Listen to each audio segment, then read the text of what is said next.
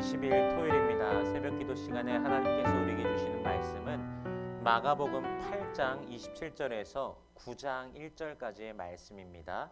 제가 봉독하도록 하겠습니다. 예수와 제자들이 빌립보 가이사랴 여러 마을로 나가실새 길에서 제자들에게 물어 이르시되 사람들이 나를 누구라고 하느냐?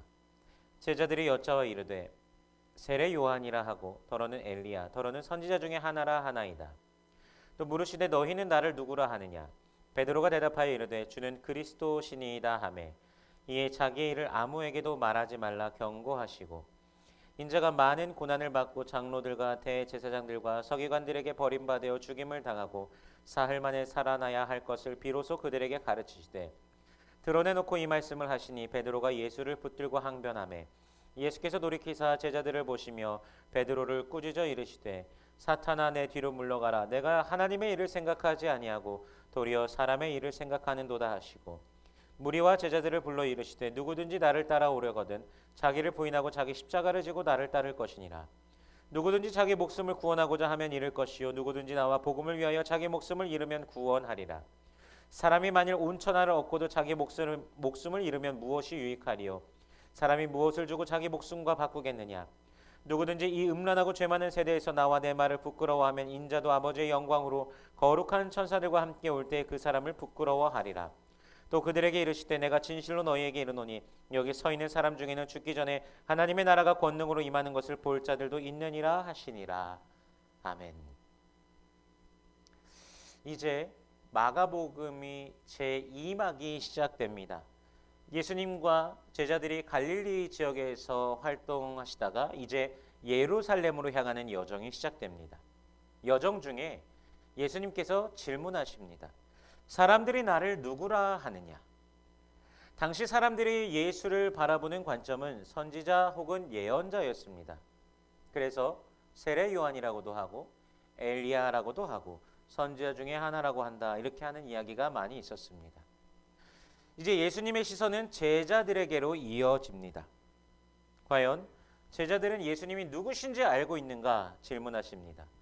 너희는 나를 누구라 하느냐? 제자들 중 베드로가 대답합니다. 주는 그리스도시니이다. 그리스도, 즉 메시아입니다. 이 비밀을 알고 있는 제자들에게 예수님께서는 아무에게도 말하지 말라고 경고하십니다. 유대인들이 가지고 있었던 메시아에 대한 믿음은 무엇이었을까요? 메시아는 마지막 날 열방을 심판하시고 선민을 회복시키시는 것이 바로 그들이 기대하는 메시아입니다. 이사야 61장 1절에서 3절 말씀을 잠시 보면요. 주 여호와의 영이 내게 내리셨으니 이는 여호와께서 내게 기름을 부으사 가난한 자에게 아름다운 소식을 전하게 하려 하심이라.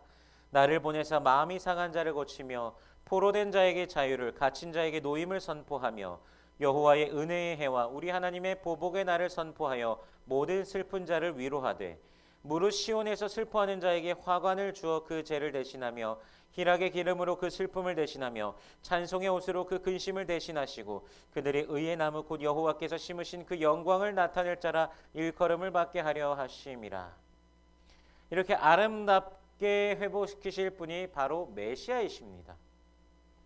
베드로와 제자들은 예수를 이렇게 바라보고 바로 그렇게 믿고 있습니다. 그런데 예수님께서 충격적인 이야기로 지금 이어가십니다. 31절에서요. 인자가 많은 고난을 받고 장로들과 대제사장들과 서기관들에게 버림받아 죽임을 당하고 사흘 만에 살아나야 할 것을 그들에게 가르치시되 메시아가 죽음을 당한다니요. 이렇게 엄청난 권세로서 말씀의 권세, 귀신을 쫓는 권세, 병을 고치는 권세, 죄를 사하는 권세, 수많은 기적을 보이신 예수님, 메시아께서 그리스도께서 죽임을 당하신다니요. 그게 도대체 무슨 말입니까? 왜 사람들의 희망을 끊어 죽음으로 간다고 하는 것입니까? 말도 안 되는 소리 하지 마십시오. 베드로가 예수님을 붙들고 항변하였다고 나와 있습니다. 하지만 32절의 항변함에 그리고 33절의 꾸짖다는요. 원어에서 같은 단어입니다. 에피티마오, 꾸짖다, 책망하다, 경고하다. 베드로는요, 자신이 믿어온 것과 완전히 다른 방향의 메시아를 말씀하시는 눈앞에 예수님을 향하여 책망하고, 그 베드로를 향하여 예수님께서는 사탄아 내 뒤로 물러가라 라고 하시는 것입니다. 다른 사람도 아닌 베드로에게 사탄아 내 뒤로 물러가라 하시는 것입니다. 아마 베드로는 굉장한 충격을 받았을 것입니다. 예수님께서는 무리들과 제자들에게 진짜 제자도를 지금 말씀해 주시고 계십니다. 34절 중간부터 누구든지 나를 따라오려거든 자기를 부인하고 자기 십자가를 지고 나를 따를 것이니라. 십자가의 본질을 지금 가르쳐 주시기 시작합니다. 예수께서 정녕 스승이시라면, 그리고 이 말씀을 듣는 자들이 제자라면 예수님께서 말씀하신 대로 십자가의 길을 따를 수밖에 없습니다.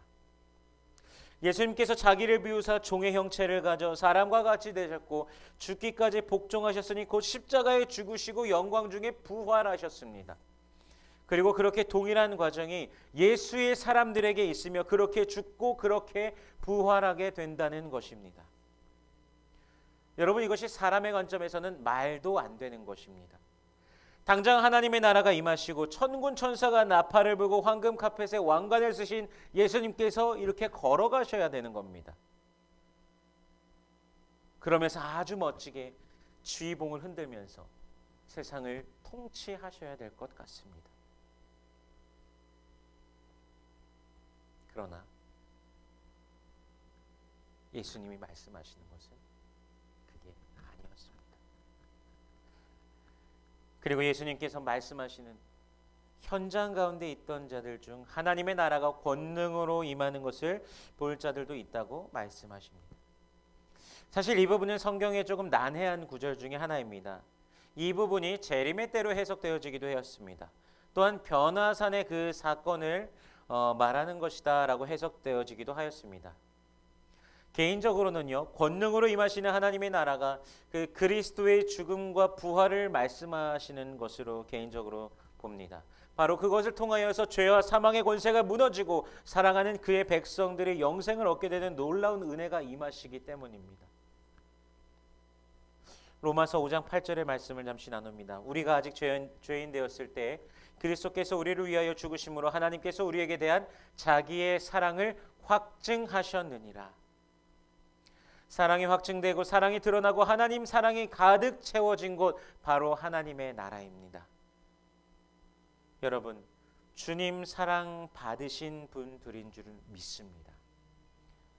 그 나라의 동역자가 되어 예수님께서 오늘 함께 나와 같이 자기를 비우고 자기를 부인하고 십자가를 지고 나를 따르라 라고 예수님께서 말씀하십니다.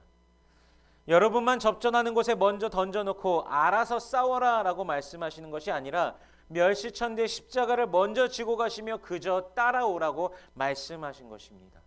바로 그 나라를 바라보며 여러분과 함께 하실 그 나라를 기대하며 그렇게 하신 것입니다. 여러분, 우리도 그렇게 나아가기를 원합니다. 예수의 사람이 되어 작은 예수가 되어 예수의 제자가 되어 따르며 우리들 삶 가운데 하나님의 나라가 임하시기를 갈망하면서 여러분 오늘도 살아가기를 원합니다. 참된 예수님의 제자가 되어 오늘 모든 순간 예수님의 제자로서 내가 어떻게 또 오늘도 주님 안에서 있을까, 존재할까, 존재에 대해 고민하면서